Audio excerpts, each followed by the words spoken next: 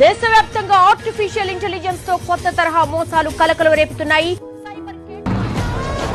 Hi సిరి ఫోనా?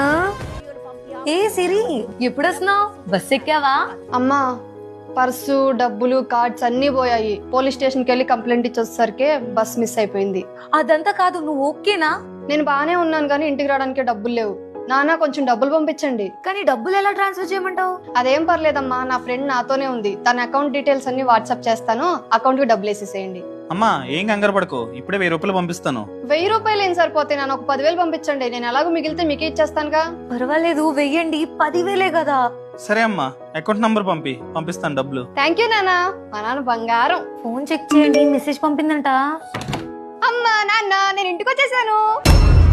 నాన్న డబ్బులు త్వరగా పంపించేసేయండి, ఇంటికి త్వరగా వచ్చేయాలి కదా. అది నా వాయిసా?